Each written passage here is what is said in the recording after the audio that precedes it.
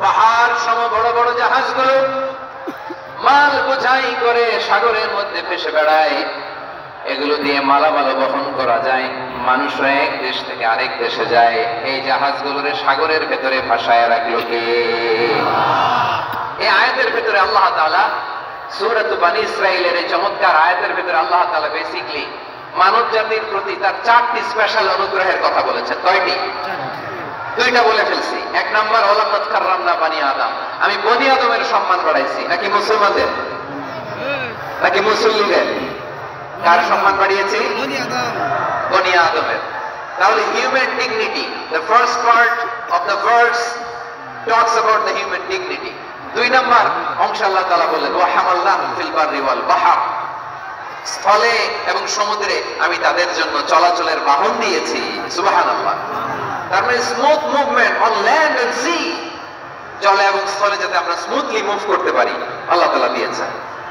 তিন নম্বর আল্লাহ তাআলা বললেন ওয়া রাযাকনাহুম মিনাত তাইয়্যিবাত, মানুষের জন্য আমি পবিত্র রিজিকের ব্যবস্থা করেছি।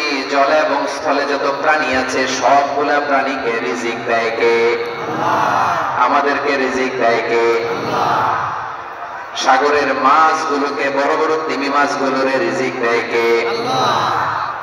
বাতাসের মধ্যে ভেসে বেড়ানো বড় বড় পাখিগুলো, স্ক্যান্ডিনেভিয়ান কান্ট্রি থেকে লক্ষ লক্ষ কোটি কোটি পাখিগুলো যে এক দেশ থেকে আরেক দেশে ট্রান্সফার হয়, এগুলো রিজিক দেয় কে?